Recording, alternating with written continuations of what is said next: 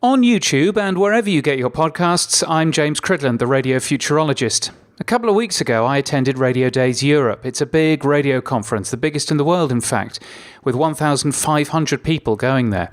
This year, I bumped into a surprising amount of Australians and Americans who are there to learn from the European radio industry. And in many cases, there's lots to learn.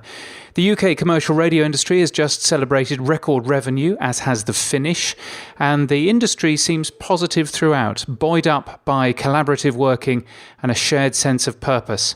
The overwhelming feel from the conference this year was one of One Radio, success stories where the radio industry is working together.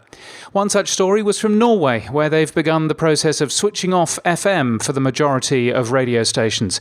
I hosted the panel for this, and I heard a presentation co-presented by Norwegian Commercial and Public Radio together, explaining why and how they turned off FM and, for the first time, what the effect had been. It turns out that total radio listening in the areas where FM is now turned off has gone down, hardly surprisingly. However, it's down by only 10 percentage points, lower than they feared, though they would say that, wouldn't they?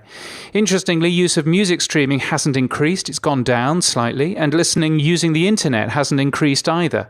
They blame the lower figures partly at the door of car manufacturers, who have been a little slow in incorporating DAB+ into new cars. Another great session was one on innovation by Simon Gooch of Swedish Radio. He said that he's trying to make innovation a function of all departments rather than trying to set up a separate innovation team. Hurrah! And yes, we heard a lot about podcasting. Manoush Zomorodi from WNYC with a typically polished presentation arguing for broadcasters to speak normally and to incorporate listener feedback in their programming.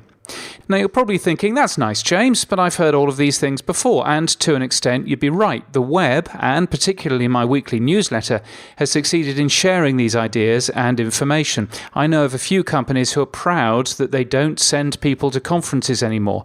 However, visiting a conference like this not only reaffirms things we knew, which is useful to many of us, it also allows us to talk with others, to get radio's story straight, to check that others feel the way we do about radio. An international conference, as Radiodays Europe is, also allows us to steal ideas from other countries and claim them as our own.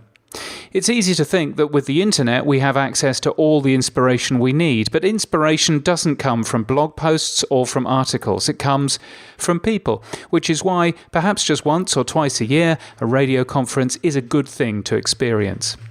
My newsletter is very good and you should get it. It's at james.crid.land. And until next time, keep listening.